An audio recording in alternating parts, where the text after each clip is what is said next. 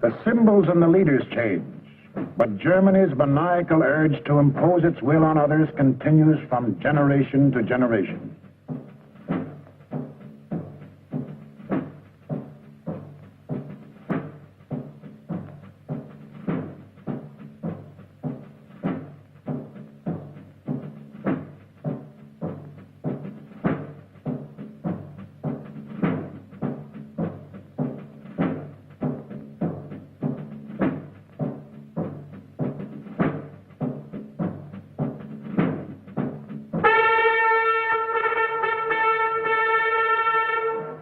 In the last 75 years, this madness has cost the world more than 20 million killed, more than 60 million wounded, more than 200 million made homeless.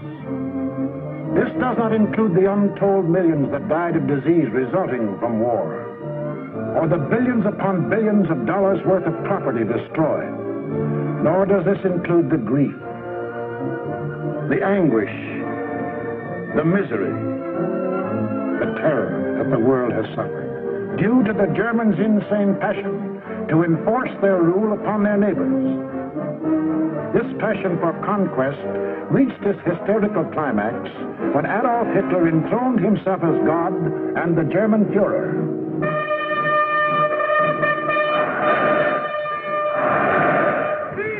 What fantastic dreams was this humorless man dreaming as he stood at Nuremberg and looked down on his fanatic followers? In the Middle Ages, a plague of slavery descended on the world. Out of the wilds of Mongolia came a mighty army of fierce horsemen, led by Genghis Khan. Burning, looting, pillaging, the barbarian horde swept across Asia and Eastern Europe. Genghis Khan conquered most of the world of the 13th century. Adolf Hitler was determined to outdo him and conquer all of the world of the 20th. Set up at Munich was an institute devoted to the little-known science of geopolitics, vaguely defined as the military control of space. Germany's leading geopolitician, a former general, Karl Haushofer, was head man. Here was gathered together more information about your hometown than you yourself know. To the German geopolitician, the world is not made up of men and women and children who live and love and dream of better things. It is made up of only two elements, labor and raw materials. The geopolitician's job was to transform Hitler's ambition to control these elements into cold, hard reality. On their map, our planet is neatly divided into land and water. Water forms 3/4 of the Earth's surface, land only 1/4. And in that 1/4 of the Earth's surface lies the world's wealth, all its natural resources.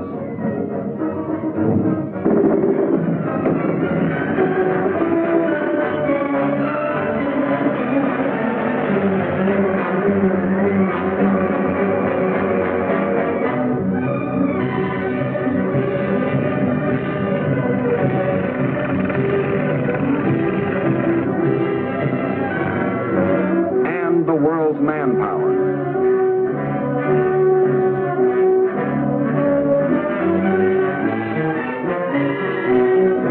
Control the land and you control the world. That was Hitler's theory. This all-important land, the geopoliticians now break up into two areas. One, the Western Hemisphere, which, together with Australia and all the islands of the world, including Japan, comprises 1/3 of the land area. The other area, which consists of Europe, Asia, and Africa, makes up the other 2/3. This supercontinent, which they call the World Island, is not only twice as large as the rest of the land area, but also includes 7/8 of the world's population. The heart of this world island comprises Eastern Europe and most of Asia. This they call the Heartland, which just about coincides with the old empire of Genghis Khan.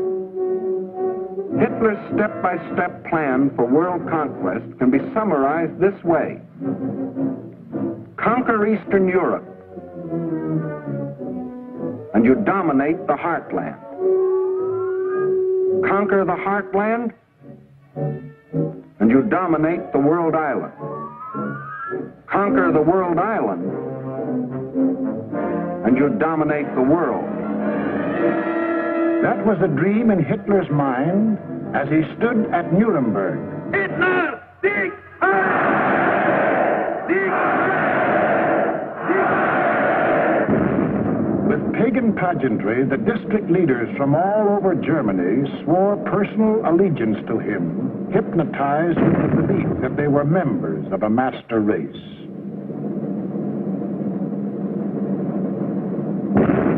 This film will deal with Act One of the Nazi bid for world power, the most fantastic play in all recorded history. Hitler had seen Hirohito grab off Manchuria and other territory from the Chinese. He had watched Mussolini get away with the rape of Ethiopia. He had seen the democratic world look the other way while these illegal aggressions were going on. And he smiled. For collective action to enforce peace, the only weapon he had to fear, had broken down. It was time now for the Nazis to start crossing borders.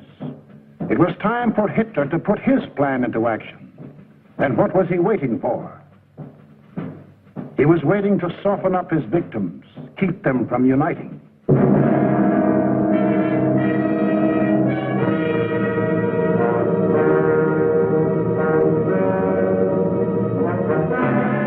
For the softening up process, he sent his agents all over the world disguised as tourists, students, and commercial travelers. Payoff men like Ribbentrop came too, to bribe, threaten, and form local fascist parties such as de Grelle and his Rexist party in Belgium, Henlein in Czechoslovakia, Seyss-Inquart and his National Socialists in Austria. In Britain, Sir Oswald Mosley offered himself to the people as a Hitler with an Oxford accent. In other words, I'm told that Hitler is mad. Well, I've got another view myself. Until the day when they would make easy Hitler's actual invasion, these subversive fascist organizations provoked riots and rebellions, creating scenes like these in France.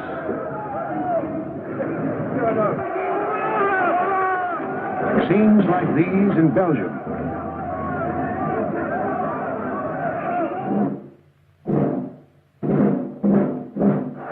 And where do you think this is? Right in Madison Square Garden, USA. is Fritz Kuhn, leader of a German-American Bund, hiding behind the American flag, but taking his orders from Berlin and copying the methods of Berlin. That was the softening up process outside Germany. But inside Germany, it was a different story. Here, in utmost secrecy, the hardening up process, building up Hitler's army and his industry.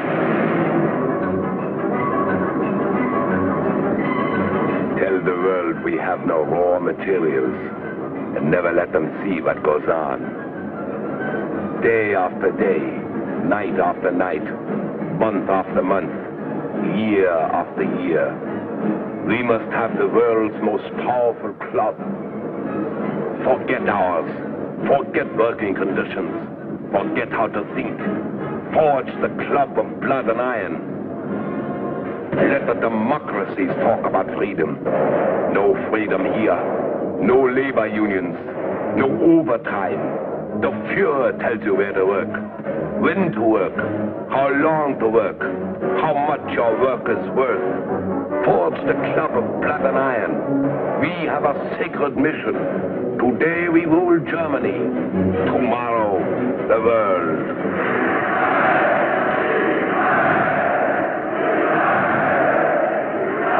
And for those who don't like it, you don't eat. Or you disappear into a concentration camp. Or you get this. And this is the man who gives it to you.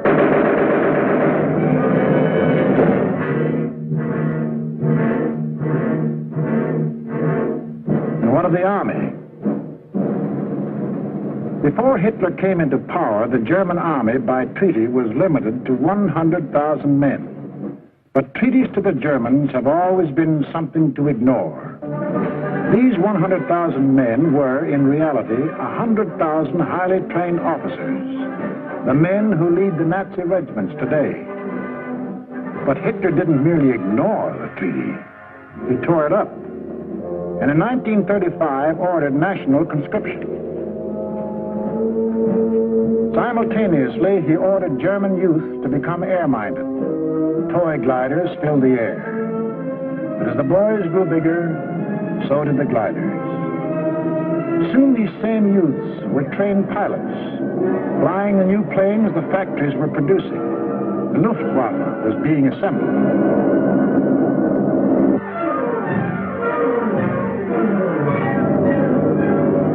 The only thing old about this new army was the goose step.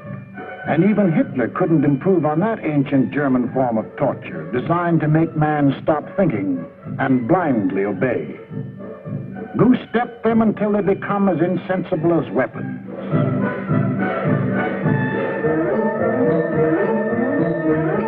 Everything else was new. Tanks, motorized equipment, and one of our own inventions, the dive bomber. All this rearmament was strictly illegal, according to the Versailles Treaty. And the next illegal step Hitler took was to march his troops into the Rhineland, a strip of land between Germany and France, demilitarized after the last war as a precaution against future German aggression. But Hitler's plan of Eastern conquest demanded a barrier against democratic action in the West. So Hitler remilitarized the Rhineland and began building the formidable Siegfried Line, a chain of forts and defenses 450 miles long and in some places 30 miles wide. Germany had fought one two-front war and didn't want another.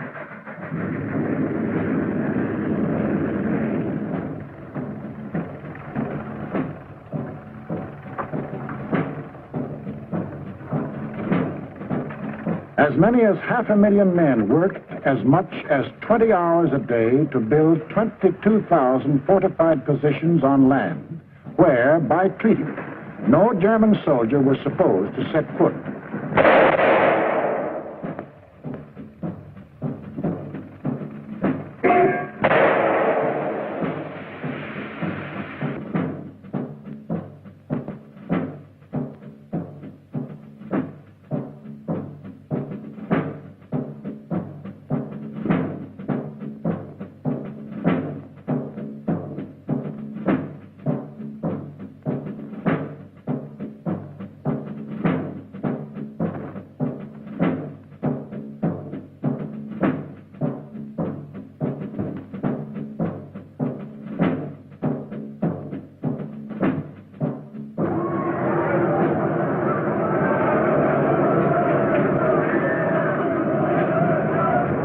Hitler had his Siegfried line. He had his equipment. He had his army. Now to unveil the German might and terrorize his intended victims into submission. General staffs all over the world anxiously awaited the report of their military attachés. A would-be peaceful world learned that a vast military power had materialized out of nowhere. A power controlled by one man who tore up treaties as we tear up ticker tape.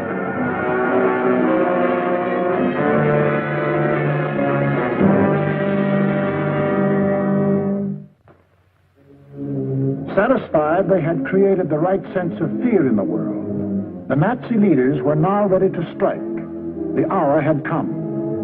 It was time to start conquering Eastern Europe, according to the plan of Hitler's geopoliticians. It was time to win the domination of the heartland.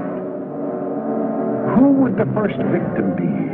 Naturally, the softest, Austria. Bite off just enough not to set the world against you. On March the 12th, 1938, without warning, the German armies marched over the Austrian border. It was really only a full-scale invasion test, and Hitler rode in triumph into Vienna.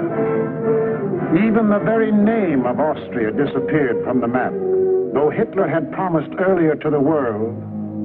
The assertion that it is the intention of the German Reich to coerce the Austrian state is absurd. Why was Austria important to Hitler? It put him on the southern flank of Czechoslovakia, and Czechoslovakia was the key to the control of Eastern Europe. The German Chancellor Bismarck explained that years ago when he said, "He who would conquer Europe must first hold the bastions of Bohemia." And Bohemia was now part of Czechoslovakia. But Czechoslovakia was tough. It had a good army. It had good equipment.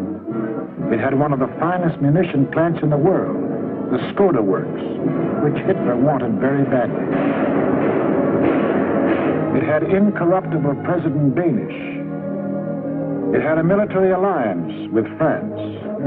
And France had a military alliance with Britain. Hitler had to move carefully,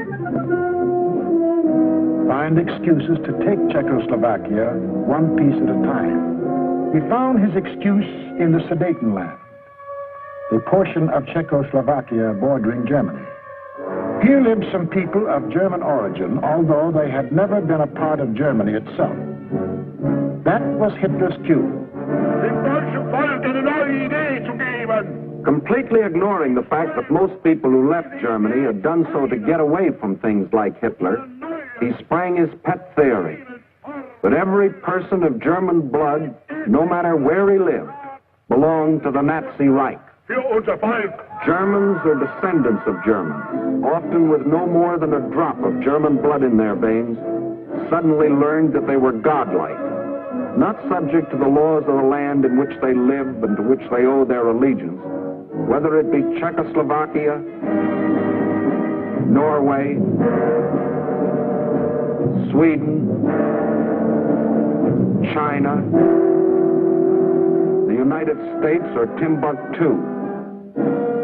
According to the Nazis, the German was a special creature who remained forever German, to the 6th and 7th generation, and must take his orders from Berlin.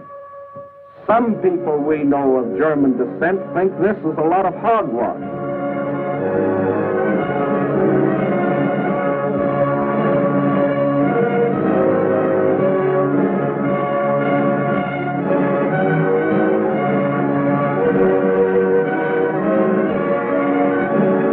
Including 15% of any group like this.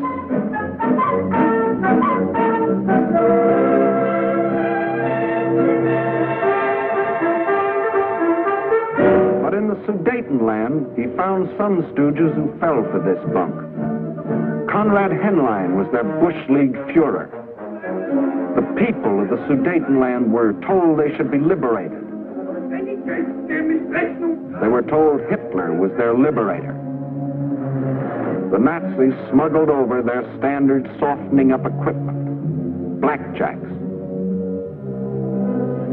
And when the Czechs were beaten up trying to combat his fifth columnists, Hitler screamed the Germans were being persecuted and threatened war unless he got the Sudetenland. It is the last territorial claim I have to make in Europe. I have assured Mr. Chamberlain, and I repeat it here, that when this problem is solved, there is for Germany no further territorial problem in Europe. We want no Czechs.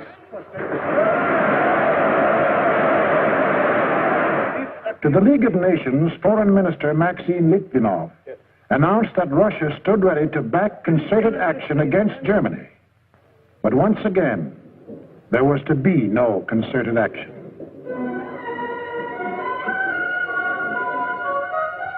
The Czechs mobilized and closed their borders. The leaders of France and Britain, desperately striving to avoid war, flew to meet the jubilant Axis leaders at Munich. On September 29th, in return for Hitler's guarantee of world peace, Chamberlain and Daladier prevailed upon Czechoslovakia to give up the Sudetenland without a fight. In Czechoslovakia, the Munich Pact was greeted by riots of protest. But Daladier returned to France to be greeted by cheers from a relieved French people. And in Britain, a happy Chamberlain came back declaring he had achieved peace. Peace in our time. One of the most tragic and ironic scenes in all history. This morning, I had another talk with the German Chancellor, Herr Hitler. And here is the paper which bears his name upon it as well as mine. We regard the agreement signed last night and the Anglo-German naval agreement as symbolic of the desire of our two peoples never to go to war with one another again.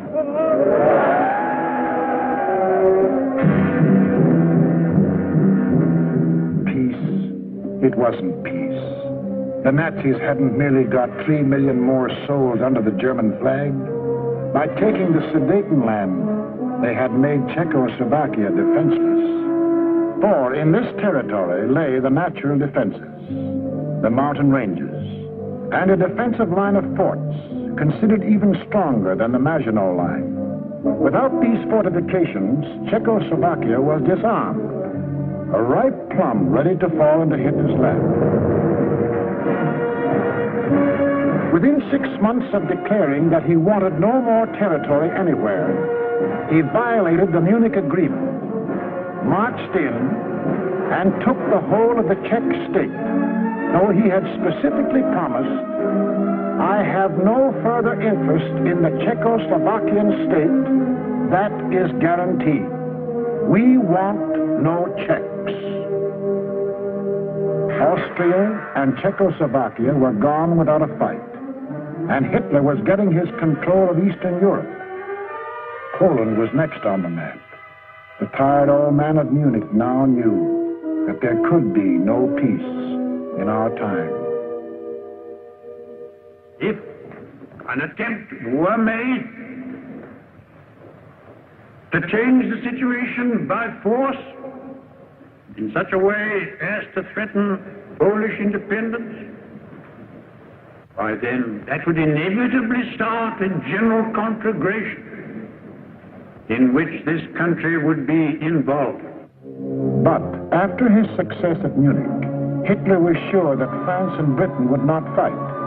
Here's what one of his spokesmen said: "Democracy has no convictions for which people would be willing to stake their lives." But what about the Russians? The lights began to burn all night in Moscow. British and French military missions arrived to confer with the Soviet government. So did German representatives. And on August 21st, 1939, the world was set on its heels by the announcement of a treaty between the Russians and the Germans, in which they agreed not to fight each other. Here were the admitted arch-enemies in a state of apparent friendship. It was too fantastic to make any sense. It didn't. The Germans hoped they could lull Russia into a false sense of security, and the Russians needed time to prepare for the fight they knew was coming. They'd read Hitler's book Mein Kampf too, and knew he had his eyes on the rich Russian land.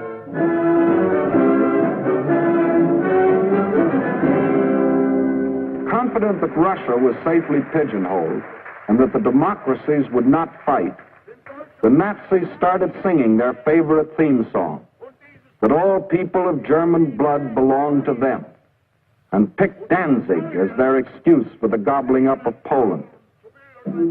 Danzig, a free city, self-governing under the League of Nations, was an important seaport at the head of the Polish corridor, Poland's access to the sea. The same old softening up process had gone on here. Local stooges, armed by Germany, began to terrorize the city. Hitler demanded Danzig and the Polish corridor, or else. The people of Poland prepared for the inevitable. Although they knew Britain and France had guaranteed their borders, they also knew those countries were a long way off.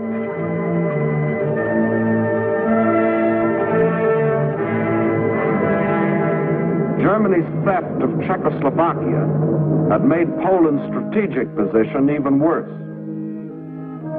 Except for the Carpathian Mountains, Poland is relatively flat and low-lying. The Vistula is the Mississippi of Poland. It is broad, muddy, and unfordable for most of its length. Its tributaries are formidable streams during certain seasons. But there was a drought, and the streams were so low during the campaign that they could be forded at almost any point by men, trucks, and tanks. Militarily, the Vistula offered the best line of defense. However, making a stand here would have meant surrendering Warsaw in the richest part of the country. The alternative was to accept battle on the border.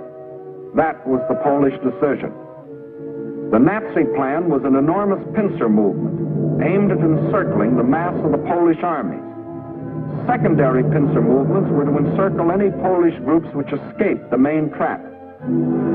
During the last 2 weeks in August, the German armies moved toward the Polish border, where they assembled 70 divisions, many of them armored. From a military standpoint, the Poles were hopelessly outclassed by their predatory neighbor. They managed to mobilize barely 30 divisions, made up of infantry or horse cavalry. In two important respects, the difference was staggering. The Nazis, 5,000 modern tanks. Poland, 600 nondescript tanks. The German Luftwaffe, 6,000 modern planes. The Polish Air Force, less than 1,000 of inferior types. The German army secretly made ready. The way of living for the next 1,000 years was to be decided.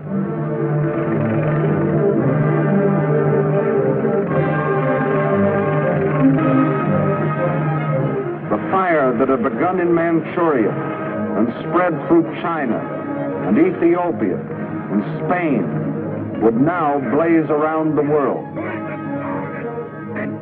This man made that decision. War. Precisely at dawn on September 1st, without warning, the German Wehrmacht rolled over the Polish border. Before the invasion was 30 minutes old, the planes of the Luftwaffe were over Poland, wiping out the Polish Air Force, most of it caught flat-footed on the ground.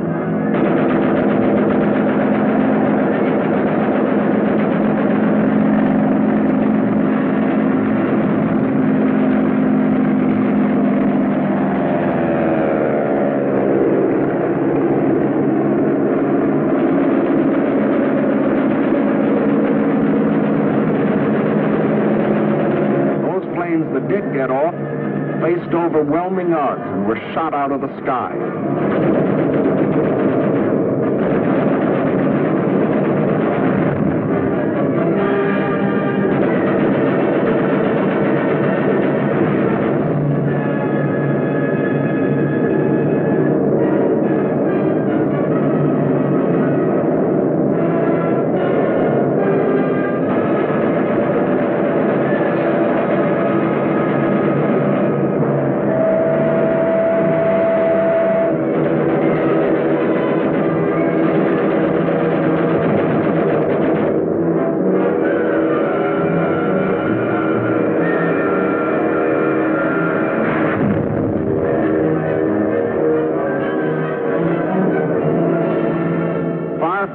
Nazi squadrons ranged deep into Poland, destroying communications, radio stations, power plants, highways, bridges, railroads.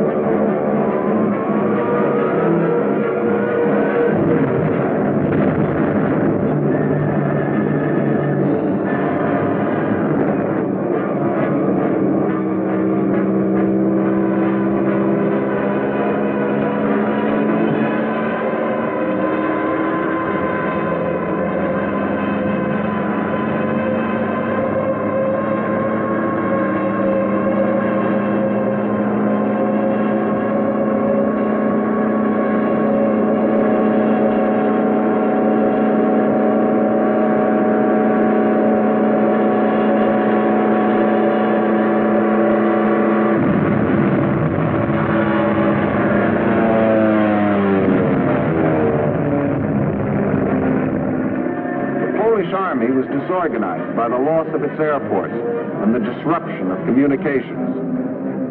The massed ground units of the Nazi Army continued their advance. Occasionally, they unveiled a new technique or item of equipment.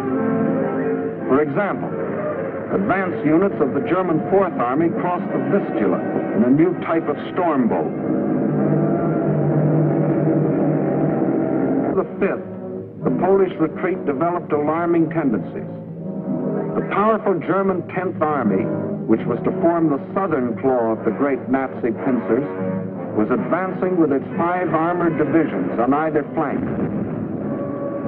On September 6th, the opposing Poles began splitting into 2 groups, the southern one falling back toward the Vistula.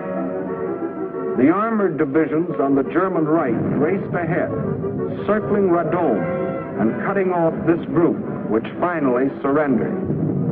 Meanwhile, further north, the main Polish mass began drifting toward Lodz.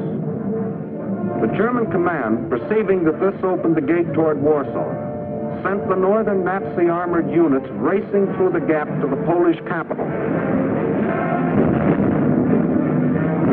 The infantry advanced in forced marches of 35 miles a day, and 2 days later relieved the panzers about Warsaw.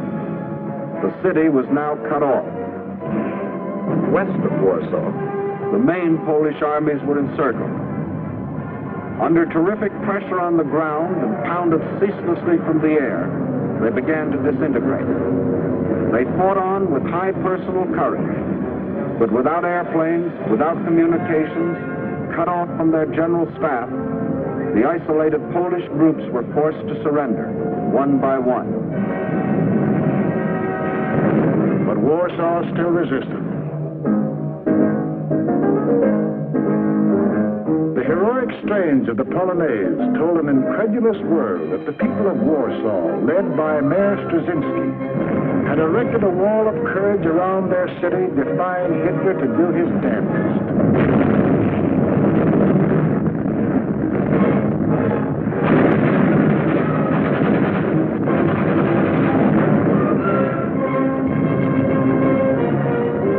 Stopped cold by the city's desperate resistance, the Nazis were forced to send for heavier artillery. The only source of such artillery was Germany's Western Front. With great secrecy, the giant 240-millimeter howitzers were towed at high speed across the highways, which Hitler had built for just such purposes, and set in position around Warsaw. The huge guns subjected the city to a bombardment of incredible fury. Their fire concentrated on the densely populated residential areas.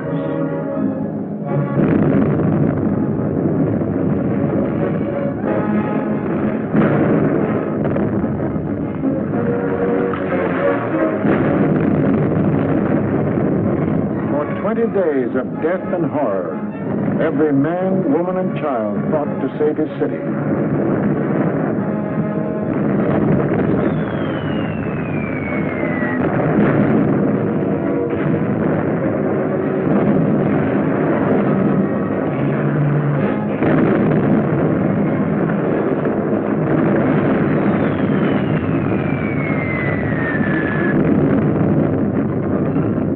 But with without food or water, human endurance failed. On September the 27th, the strains of the Polonaise died on the Warsaw radio, and the Polish capital was forced to capitulate.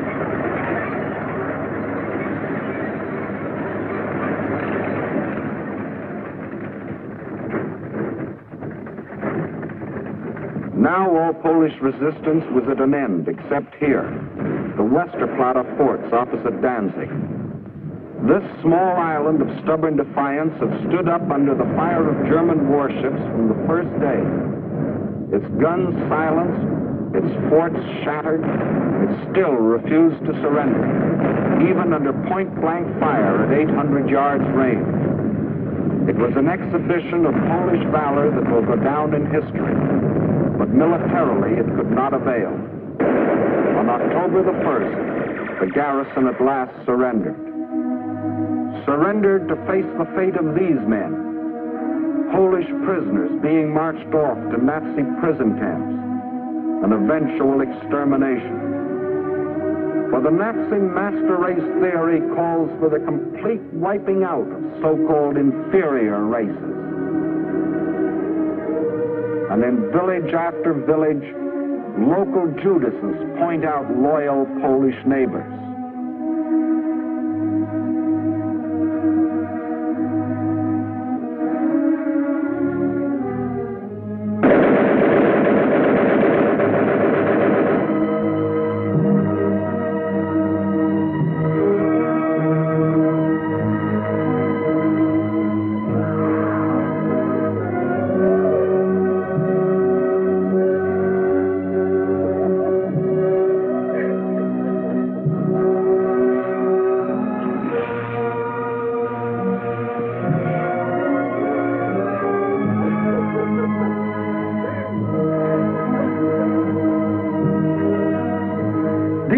The Poles can never forget, including another one of Hitler's famous promises. Germany has concluded a non-aggression pact with Poland. We shall adhere to it unconditionally. The world now knew that a non-aggression pact with Hitler was the kiss of death.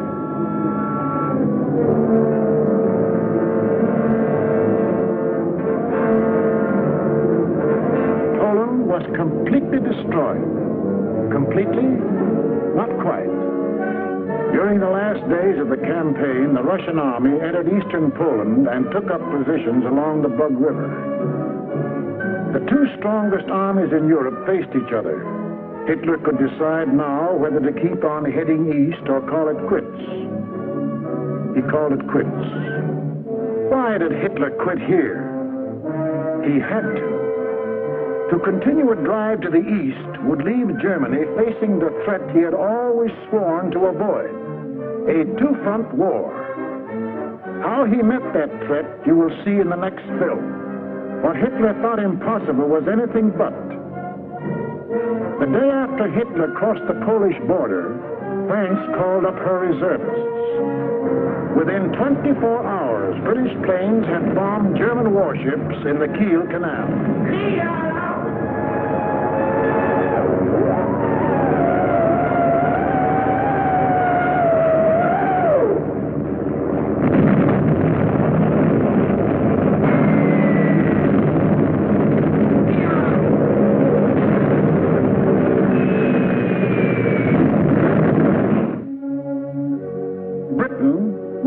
The British government. But the British people had declared war. War on Hitler and everything he stood for. The democracies did have convictions for which people were willing to stake their lives. Unprepared? Yes. But that didn't matter. For they finally realized that what was being threatened wasn't just the integrity of Poland, but the integrity of free men everywhere in the world. What tragedies, what horrors, what crimes has Hitler and all that Hitler stands for brought upon Europe and the world. It is upon this foundation that Hitler pretends to build out of hatred a new order for Europe. But nothing is more certain than that every trace of Hitler's footsteps, every stain of his infected and corroding fingers will be sponged and purged, and if need be, blasted from the surface of the earth. Lift up your heart. All will come right out of the depths of sorrow and of sacrifice. Will be born again the glory of mankind.